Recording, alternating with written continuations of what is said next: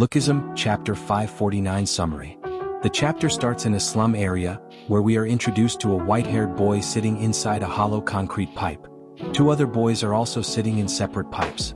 The white-haired boy begins narrating, describing his life as trash, explaining that they were nothing more than junkyard dogs.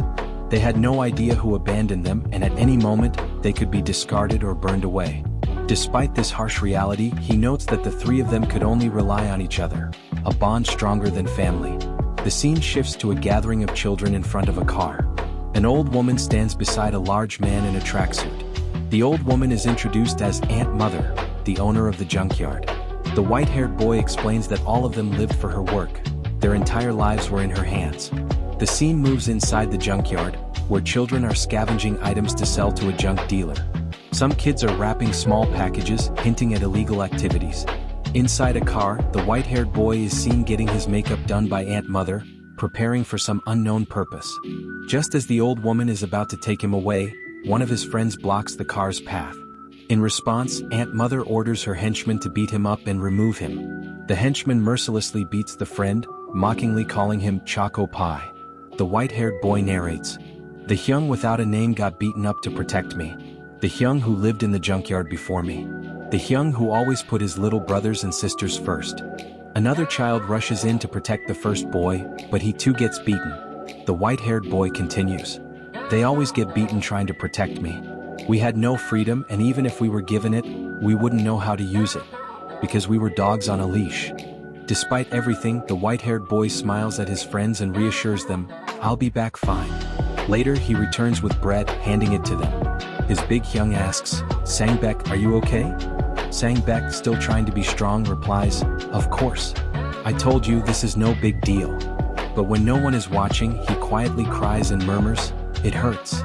The big hyung sees this and snaps.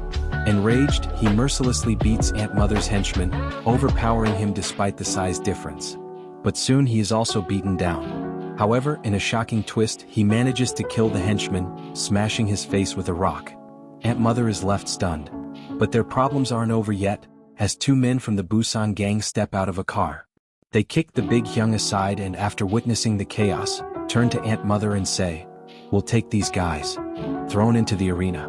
The scene shifts to an underground fight arena, where a crowd is cheering for the next match to begin. The three boys are now standing in the ring, facing off against a muscular opponent. The fight begins, and despite being underdogs, they manage to win. Another fight begins, introducing a fighter named Jamal Harris. However, he is quickly defeated by the nameless hyung, who relies on elbow strikes because his fists were shattered in the previous fights. The chapter fast-forwards. The three boys have now grown up and are hailed as champions of the arena. But despite their strength, their past repeats itself.